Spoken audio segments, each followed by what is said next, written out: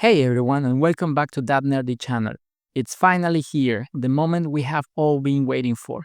Dandadan Season 2 has officially dropped its first episode, and let me tell you, it wastes absolutely no time throwing us back into the bizarre, hilarious, and terrifying world of Momo, Okarun, and company.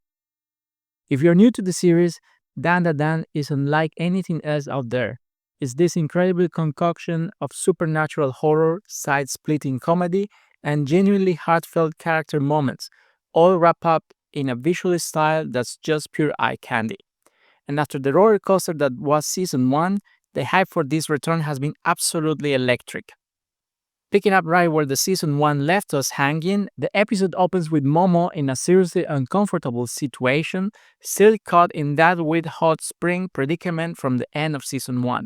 Let's just say Dandadan doesn't shy away from its more disturbing human elements, and this scene really sets up a chilling tone right off the bat, highlighting the very real dangers Momo faces even from non-supernatural threats. It's a quick, intense reminder of the dark undercurrents beneath the comedy. This initial scene perfectly encapsulates the series' ability to pivot from something truly unsettling to its signature brand of outlandish humor. Momo's resilience, even in the face of such vulnerability, continues to be one of her most defining traits. Meanwhile, Jiji and Okarun were at Jiji's family's home, trying to figure out what exactly was going on with this cursed house. They quickly encounter the Kito family at the door, and these folks are creepy. They are not just your average weird neighbors. There's a serious, bizarre vibe with the way their characters are designed here. The animation really plays up their unsettling designs, making them feel genuinely weird even before we know their full deal.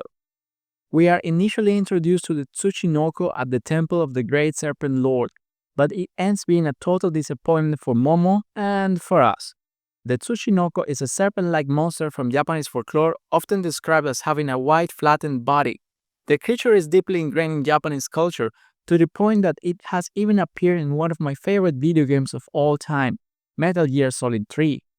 The Tsuchinoko at the temple is obviously a joke, but we knew what was coming. Dandadan takes that concept and it later cranks it up to 11, making it a truly monstrous devouring all entity. The tension ratchets up as Momo, after visiting the temple, arrives to the house and confronts the Kito family. This leads to an absolutely fantastic fight sequence. Momo's psychic powers are on full display. Combined with her surprisingly effective physical combat, it's chaotic brawl that shows off Science Saru's incredible animation prowess, blending swift movement, impactful hits, and those signature Dandadan visuals. Seriously, the way Science Saru handles this action sequence is a masterclass. Every punch, every psychic blast, every dodge just feels incredibly impactful. They understand how to use distortion, speed lines, and dynamic camera angles to convey both the physical power and the sheer strangeness of the supernatural elements. It's a visual feast that sets the anime apart. The way Momo takes down the family is reminiscent of the old martial arts movie from the 70s and the 80s. The episode builds up climax as the group of protagonists, together with the Kito family, fall down to the secret room connected to the family house. There, the true massive, grotesque Tsuchinoko resides.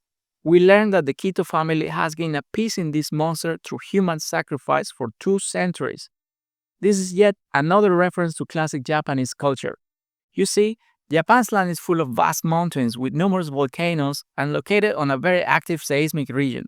Back in the day, people used to worship the yokai and believed that making offerings to these entities would please them and avoid disasters like earthquakes and tsunamis. Now, Dandadan plays this card by making the Kito family the members of that cult that praise the Great Simper Lord and make sacrifices to keep it calm.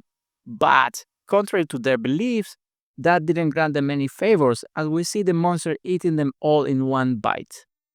The sheer scale of this reveal, combined with the horrifying implications of human sacrifice, really pushes the horror aspect of the show. It's a reminder that even amidst all the loss and bizarre antics, Dandadan isn't afraid to go dark when it needs to. Shortly after, we see the episode closing with Jiji, Okarun, and Momo trying to flee from the scene, only for Okarun to fall and lose control of Turbo Granny's powers and approach to confront Jiji. The episode closes here with a cliffhanger that leaves us waiting for episode 2. And what a cliffhanger it is!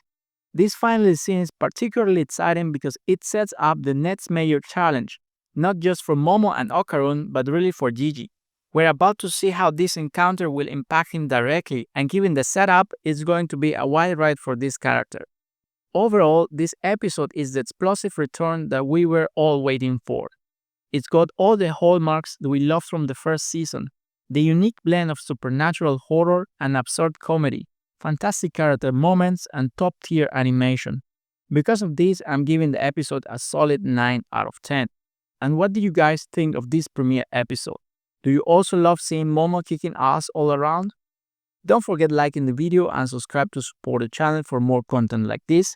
Thanks for watching and I'll catch you in the next one.